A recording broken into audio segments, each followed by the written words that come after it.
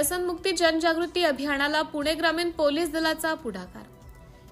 दिनांक 10 ऑगस्ट 2026 रोजी माननीय श्री रंजन कुमार शर्मा, विशेष पोलीस महानिरीक्षक कोल्हापूर परिक्षेत्र कोल्हापूर यांच्या प्रमुख मार्गदर्शनाखाली पुणे ग्रामीण पोलीस दलातर्फे अंमली पदार्थ नो म्हणण्याचे धाडस या शीर्षकाखाली व्यसनमुक्ती जनजागृती अभियान कार्यक्रम घेण्यात आले। व्यसनाधीनतेमुळे व्यक्तीच्या आरोग्यावर, कुटुंबावर तसेच संपूर्ण समाजावर होणारे गंभीर दुष्परिणाम लक्षात घेऊन पुणे ग्रामीण पोलीस दलाच्या वतीने त्यामध्ये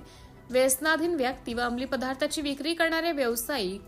NGO यांना पाचारण करून त्यांना मार्गदर्शन, समुपदेशन व पुनर्वसनाबाबत व्यसनमुक्ती जनजागृती अभियान राबवण्यात आले। सदर व्यसनमुक्ती जनजागृती अभियानामध्ये माननीय श्री रंजन कुमार शर्मा, विशेष पोलीस महानिरीक्षक कोल्हापूर परिक्षेत्र कोल्हापूर, माननीय श्री संदीप सिंह गिल्ल, पोलीस अधीक्षक पुणे ग्रामीण, डॉक्टर शुभम कुमार, अपर पोलीस अधीक्षक अविनाश शिळेमकर उपस्थित होते। सिटी इंडिया न्यूज साठी कार्यकारी संपादक संदीप करण्यासाठी या ठिकाणी आपण जे आहे ते आपण सर्व पत्रकार बंधू भगिनी सोबत बोलणार आहे।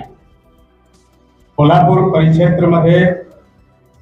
15 ऑगस्ट पर्यंत सर्व अधिकारी जे आहे आपला हद्दीमध्ये जितके स्कूल कॉलेज आहे त्या ठिकाणी जाऊन जे ड्रग्स बद्दलचे अवेअरनेस करणार आहे, सायबर क्राईम बद्दलचे अवेअरनेस करत आहे, त्यानंतर ट्रॅफिक बद्दलचे अवेअरनेस करत आहे आणि महिला अत्याचार बद्दलचे पण अवेअरनेस करत आहे। असा 4 टॉपिक जे आहे त्यांना दिलेले आहे आणि या टॉपिक वर जाऊन हे प्रत्येक स्कूल कॉलेज या ठिकाणी जाऊन कार्यक्रम घेत आहे आणि आपला जे सर्व शाळा कॉलेजचे जे विद्यार्थी आहे, विद्यार्थिनी आहे त्यांना याबद्दलची माहिती देत आहे। यानंतरचे पुढच्या टप्प्यामध्ये 15 ऑगस्टच्या नंतर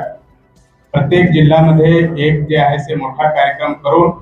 त्यांचे लाईव्ह टेलिकास्ट जितके जास्तीत जास्त स्कूल कॉलेजमध्ये शक्य असेल त्या ठिकाणी केले जाणार आहे। त्यांच्या माध्यमातून जे आहे ते या 4 विषय जे आपल्यासाठी अतिशय संवेदनशील आहे त्या विषयावर जे आहे ते आम्ही सर्व विद्यार्थी-विद्यार्थिनी यांना जे आहे ते माहिती देण्याचे काम करत आहे आणि करणार आहे आणि त्यानुसार जे आहे ते आपला पूर्ण कोल्हापूर परिक्षेत्रामध्ये जितके जास्तीत जास्त संख्यामध्ये ड्रग्स बद्दलचे अवेअरनेस आणि ड्रग्सवर कारवाई असा जे आहे ते आपल्याला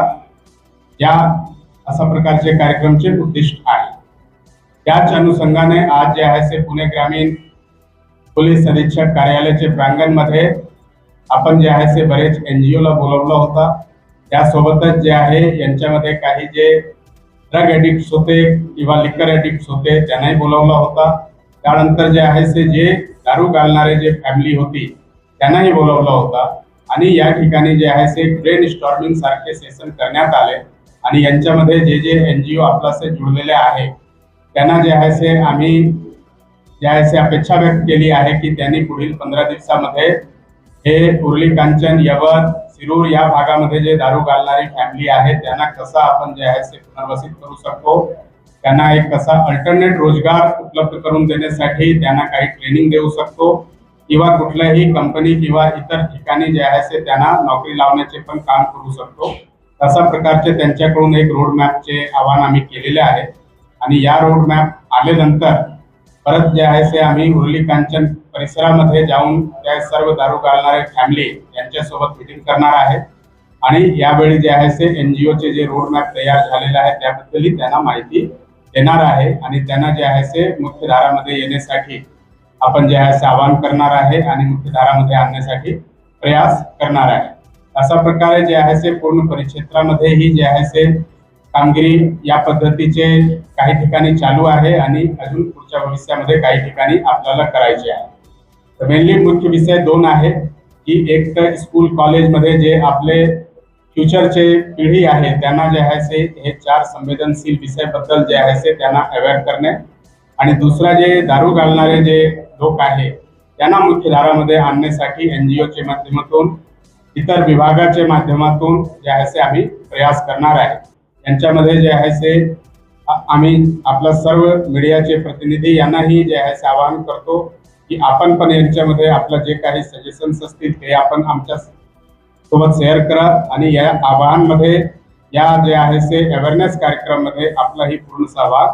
द्यावा, ज्यांच्यामुळे की नवीन पिढी जे आहे आपला नशाचे मार्गी जाणार नाही. त्यासोबतच जे आपले सिनियर सिटीजन्स आहेत ते सायबर क्राईमचे खूप बळी पडतात, त्यांचे जे हे अवेअरनेस होईल. महिला विरोधी जे काही गैरकृत्य असतात ते होणार नाही. आणि ट्रॅफिकमध्ये जे आपल्या बरेच लोकांचे नाहक जे आहे ते जीव जातात, बरेच लोक जे आहे ते यांच्यामध्ये हँडिकॅप्ड होतात, हे सर्व होणार नाही. अशा प्रकारची मोहीम आम्ही सुरू केलेल्या आहे आणि यांच्यामध्ये आम्ही सर्व अधिकारीला स्कूल कॉलेजमध्ये जाऊन हे 4 विषयावर जे आहे ते प्रबोधन कार्यक्रम घेण्यासाठी जे आहे ते निर्देशित केलेले आहेत. आणि दुसऱ्या पार्टमध्ये जे आहे ते जे दारू घालणारे फॅमिली आहे त्यांना जे आहे ते आपण मुख्यधारामध्ये आणण्यासाठी